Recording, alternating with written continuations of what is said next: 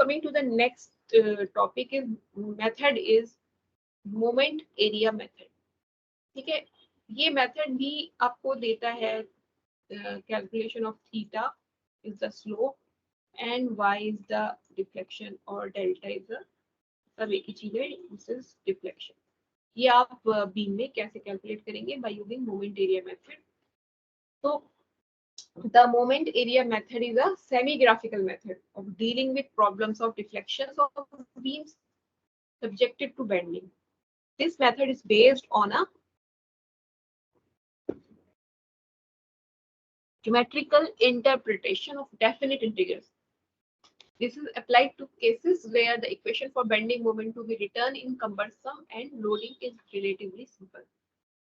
ठीक है, तो ये नहीं पढ़ेंगे, हम क्विकली चलेंगे क्योंकि भी कवर करना है. तो इसकी दो थ्योरम है. एक थ्योरम ये कहती है कि स्लोप अगर आपको निकालना है किसी भी दो पॉइंट्स के बीच में, तो वो इक्वल होता है कि उस बेंडिंग मोमेंट डायग्राम जो है, उस पर्टिकुलर बीम का जो बेंडिंग मोमेंट डायग्राम है, उसका area divided by the EI will give you the value of the slope. ठीक है, और उसकी सेकंड थ्योरम ये कहती है कि डिफ्लेक्शन अगर आपको निकालना है, अभी ऊपर क्या बात हुई थी, स्लोप अगर निकालनी है. ठीक है, स्लोप निकालने के लिए area of the bending moment diagram between those corresponding points divide by the EI will give you the slope between those two points. उसके बाद अगर आपको डिफ्लेक्शन निकालना है यानी y निकालना है, तो उसके लिए आपने क्या करना है कि फर्स्ट मोमेंट ऑफ एरिया, उस एरिया का मोमेंट लेंगे, फर्स्ट मोमेंट ऑफ एरिया लेंगे with respect to the point B, और किसका moment area, bending moment diagram का, उसको डिवाइड कर देंगे EI से, so will get the y deflection. ठीक, तो थ्योरी में बहुत नहीं जाएंगे, सिंपली क्वेश्चन देखते हैं कैसे करेंगे. जैसे ये वाला एक आपका बीम है, this is a simply supported beam having point load at the centre. तो हमें इसका बेंडिंग मोमेंट डायग्राम पता है कि WL/4 ऐसे इसका बेंडिंग मोमेंट डायग्राम ये होगा. ठीक है, तो बेंडिंग मोमेंट डायग्राम बनाने के बाद व्हाट यू डू कि आपने इसको एज ए एरिया माना, या आपने माना कि ये एरिया है, area of the bending moment diagram between those two points. फिर इस पर हम स्लोप जब निकालेंगे तो क्या स्लोप निकालेंगे, slope eight A will be 1/EI into area of the bending moment diagram between A and C. ठीक है, तो ये एक स्लोप मिल जाएगी हमें इस पॉइंट के रेस्पेक्ट, C के रेस्पेक्ट. ठीक है, a simply supported beam is subjected to concentrated load at point C. The bending moment diagram is drawn below the loaded for the loaded beam. So इसको हम draw करते हैं. यहाँ पर एक बीम है,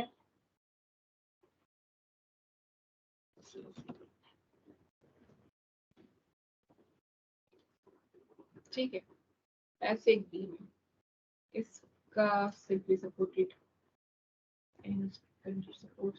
सपोर्टेड. ठीक है, और इसके बीच में जो है यहाँ पर एक W लोड लग रहा है, तो यहाँ पर रिएक्शन क्या आएंगे इसके W/2, ये भी हो जाएगा W/2. इसमें हमें शेयर फोर्स डायग्राम से कोई मतलब नहीं है, हम सिंपली बनाएंगे इसका बेंडिंग मोमेंट डायग्राम. तो बेंडिंग मोमेंट डायग्राम होगा ऐसे, सेंटर में मैक्सिमम वैल्यू और इस तरह से. तो ये जो आपका टॉप वाला पीक पॉइंट है, ये है WL/4, और ये आपका क्या चीज है, this is your BMD for this particular beam. तो अगर हम ये मान लें, इसको हम शेडेड कर देंगे कि हम ये एरिया कंसीडर कर रहे हैं इसका,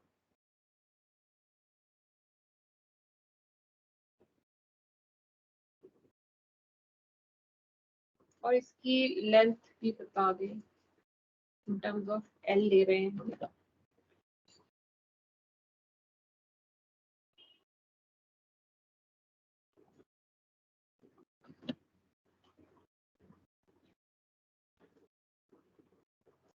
ऐसे है, ठीक है.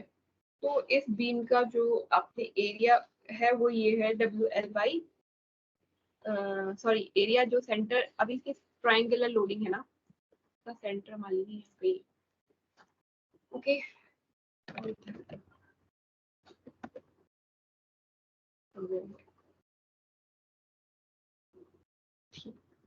तो अभी हमने क्या पढ़ा कि स्लोप क्या चीज है? As per the moment area theorem, slope would be 1/ei। ei की वैल्यू तो कांस्टेंट होती है तो आपको मिल जाएगी, और divided by 1/ei of the area of the bending moment diagram between those two points. So ये पॉइंट अगर A है, ये पॉइंट अगर B है, इस पॉइंट को हम C कहते हैं, तो अब हमारा लोडिंग यहाँ हो रहा है, तो हम A और C के बीच में हमें यहाँ पे स्लोप निकालना है कि इसके रेस्पेक्ट में A पर क्या स्लोप होगा। तो ये भी ऐसे ही रिफ्लेक्ट करेगा, sorry which will go towards that. So इसको अगर हम लिखेंगे तो हम ऐसे लिखेंगे area of the bending moment diagram, area of bending moment diagram between A and C, A and C. So what is that area? This is area.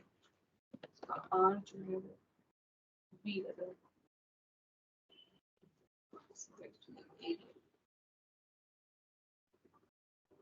अब इसका एरिया क्या होगा for this triangle, half of the triangle? How will you write?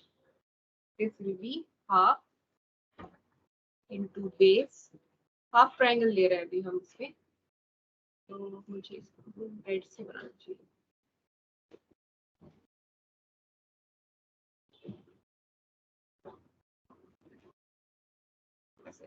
तो ये half triangle जो है, we are taking this much,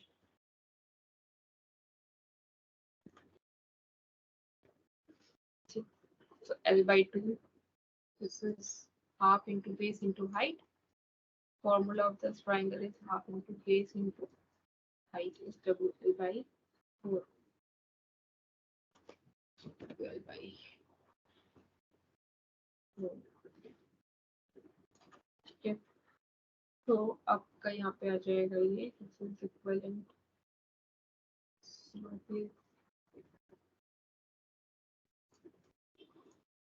equals to W L square by 16 EI। ठीक है, ये आप मल्टीप्लीकेशन कर लेंगे, 4 to the 8, 8 to the 16, तो नीचे हो गया 16 EI, ऊपर एक L था एक WL था, तो ये W square upon EI 16 EI। ठीक है, ये तो आपका आ गया डायरेक्टली यहाँ से स्लोप मोमेंट एरिया मेथड से। अब नेक्स्ट आपको निकालना है कि what is the deflection, deflection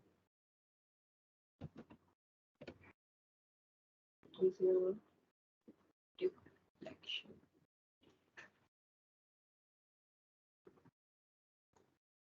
deflection of A due to, yeah, with respect to C,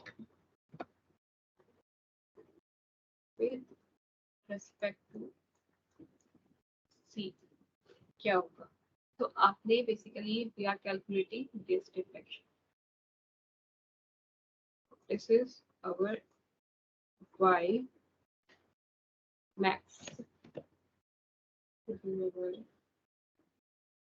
Y max. ये निकाल रहे हैं।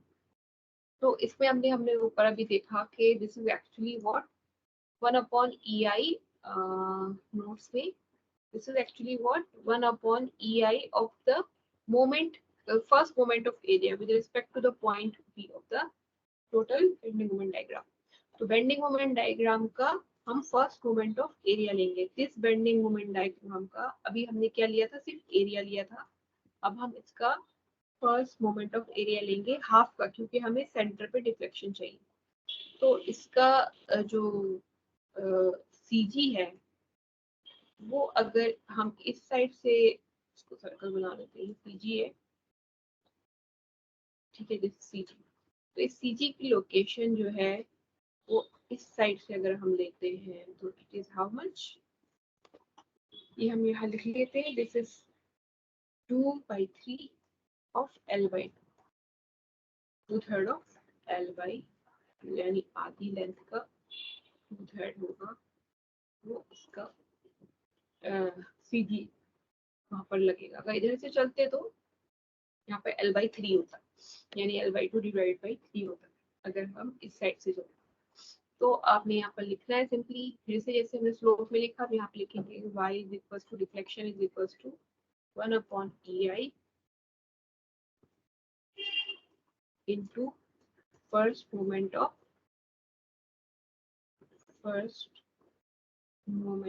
area, moment of area of BFD with respect to that point। ठीक है, मैं बार बार नहीं लिख रही हूँ, ऊपर लिख दिया है पॉइंट सी के रिस्पेक्ट में करना।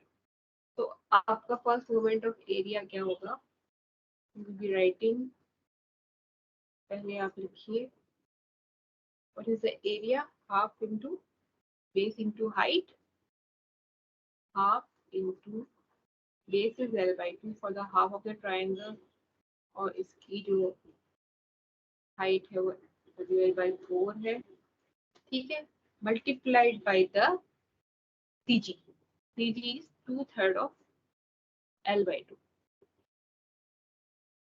ये इसकी CG है, ठीक है। ये क्या है, first moment of area, moment of area के मतलब होता है इसको CG से मल्टीप्लाई कर दो, दिस इज एक्चुअली दिस, ये पूरा एरिया है और ये पूरा CG, okay. So on solving, जब आप इसको मल्टीप्लिकेशन करेंगे, सॉल्व करेंगे, सारी L की पावर्स को कलेक्ट करेंगे, so you will get here, ठीक है, कोई मुश्किल नहीं है, 2 से 2 कैंसिल कर दीजिए, और यहाँ पर आ गया आपका फिर से 16 इंटू 3 इज गिविंग 48, 16 फिगर 48, तो डिनोमिनेटर में तो आ गया आपका 48, और ऊपर कितने L हैं, 1 2 3, so you get WL3 upon 48 EI।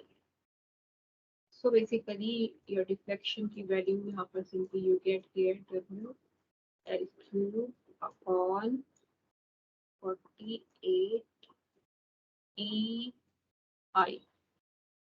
तो इसमें आसानी ये है कि आपको अगर बेंडिंग मोमेंट डायग्राम जनरेट करके आप अगर बना सकते हैं, so you'll get directly here this value of the deflection।